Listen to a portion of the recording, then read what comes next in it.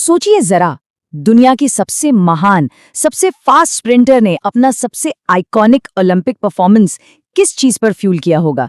किसी hi tech sports drink पर? नहीं, 1000 फास्ट फूड चिकन नगेट्स पर।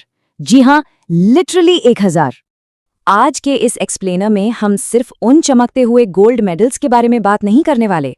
हम एक्चुअली इस पूरी कहानी को डीकंस्ट्रक्ट करेंगे और समझेंगे उन ग्राउंड ब्रेकिंग मैकेनिक्स को, अनएक्सपेक्टेड स्ट्रगल्स को और उस लेगेसी को जिसने पूरी दुनिया को हैरान कर दिया था।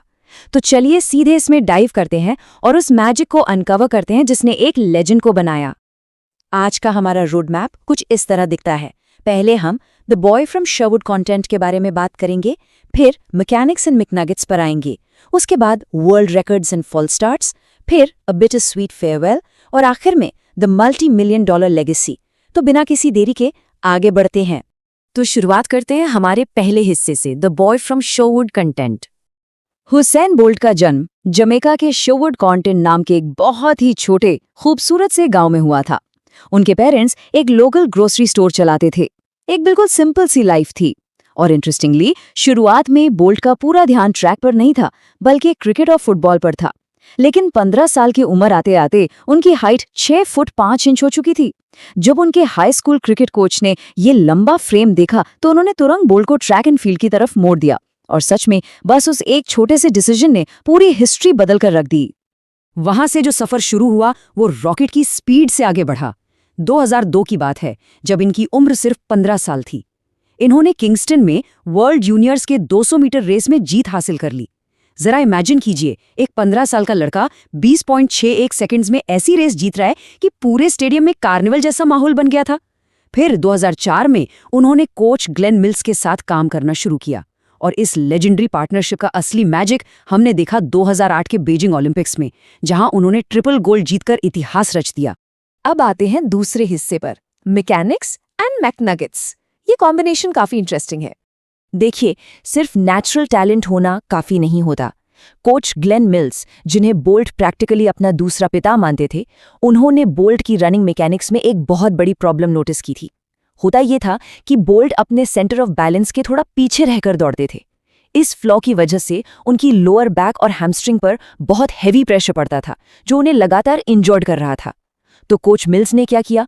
उन्होंने उनका सेंटर ऑफ बैलेंस आगे शिफ्ट करवाया, अपर बॉडी को सेंटर ऑफ मास के साथ अलाइन किया और 5 से 10 डिग्री का एक परफेक्ट लीन सिखाया। और इन हाईली टेक्निकल करेक्शंस को परफेक्शन तक ले जाने के लिए उन्होंने घंटों तक स्लो मोशन ड्रिल्स की। ये अपने आप में प्योर साइंस था। लेकिन यहाँ एक बहुत ही मजेदार और अजीब कॉन्ट्रडिक्शन आता है। एक तरफ तो कोच मिल्स के साथ उनकी ये strict, highly technical biomechanical training चल रही थी, और दूसरी तरफ 2008 के बीजिंग ओलंपिक्स में उनकी शॉकिंगली रिलैक्स डाइट। उन्होंने वहां हर दिन करीब 100 मैकडॉनल्ड्स चिकन नगेट्स खाए। हुआ ये था कि लोकल खाना उन्हें डाइजेस्ट नहीं हो रहा था, तो उन्होंने सिर्फ चिकन नगेट्स पर सर्वाइव करने का सोचा।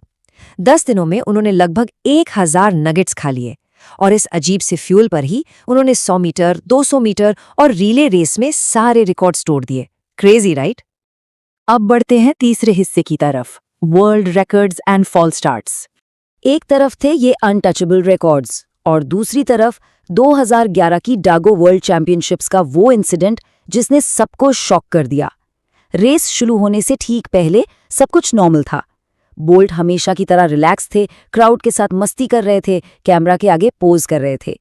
लेकिन अचानक उनकी बगल वाली लेन में योहान ब्लेक ने हल्का से ट्विच किया, एक बिल्कुल माइनर सी मूवमेंट, और उसके तुरंत रिएक्शन में बोल्ट अपने ब्लॉक से पहले ही निकल गए। एक मैसिव फॉल्स स्टार्ट। अगले ही सेकंड उन्हें इस बड़ी गलती का एहसास हो गया।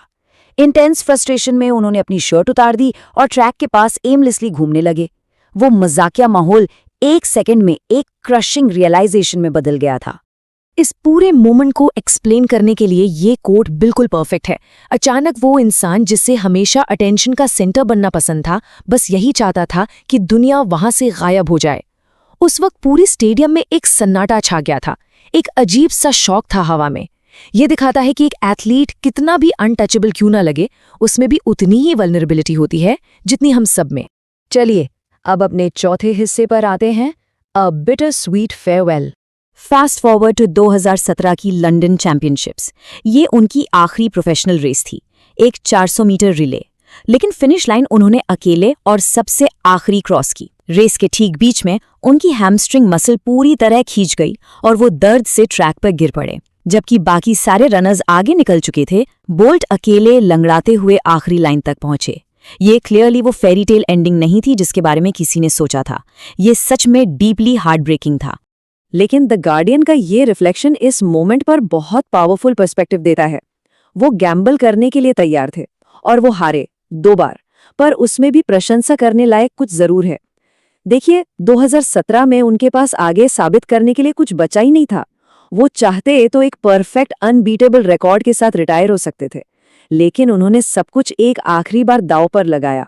वो साहस और उस रेस को फिनिश करने की वो लगन, ये सब उनकी मिथिकल इमेज को और भी ज्यादा ह्यूमन और रिलेटेबल बनाता है। और अब आखिरी हिस्सा, द $multi-million लेगेसी।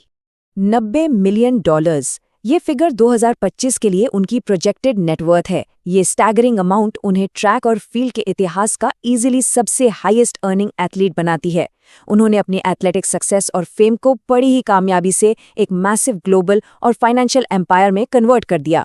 अगर हम उनके बिजनेस पोर्टफोलियो पर एक नज़र डालें तो ये साफ दिखता है कि प्यूमा और हुब्लॉट जैसी टॉप ब्रांड्स के साथ उनके लॉन्ग टर्म एंडोर्समेंट्स हैं, जो एक्चुअली जनरेशनल वेल्थ क्रिएट कर रहे हैं। फिर उन्होंने हॉस्पिटैलिटी बिजनेस में एक स्मार्ट मूव किया, जहां जमैका और यूके में उनके ट्रैक्स एंड रिकॉर्ड्स नाम से रेस्टोरेंट्स चल रहे हैं। और इन सब के बीच उनका सबसे बड़ा इम्पैक्ट उनकी फिलैंथ्रोपी है। यूसेन बोल्ट फाउंडेशन लगातार वहां एजुकेशन और यूथ सपोर्ट को फंड कर रहा है। इतनी वेल्थ और ग्लोबल फेम होने के बावजूद उन्होंने अपनी जिंदगी को किंगस्टन में पूरी तरह ग्राउंडेड रखा है। तो इस सबको देखने के बाद एक बड़ा सवाल बनता है, क्या सच्ची महानता सिर्फ उन बेदाग फ्लॉलेस वर्ल्ड रिकॉर्ड से तय होती है, या फिर सेफली ग्राउंडेड रहने की उस खूबी से, चाहे रास्ते में कितने ही फेलियर्स आएं, कितने भी इमेंस वेल्थ मिले, या फिर 1000 चिकन नगेट्स की अजीब डाइट पर जिंदा रहना पड़े। आज इस एक्सप्लेनर में हमने उसेन बोल्ट की इस एनाटॉमी को काफी डिटेल में डीकंस्ट्रक्ट किया है। अगले बार जब भी किसी लेजेंड की बात हो तो इस डीपली ह्यूमन जर्नी को जरूर याद रखिएगा। मुझे उम्मीद है कि ये एक्सप्लेनर काफी नया और इंटरेस्टिंग लगा होगा। हमारे साथ जुड़ने के लिए बहुत बहुत शुक्रिया।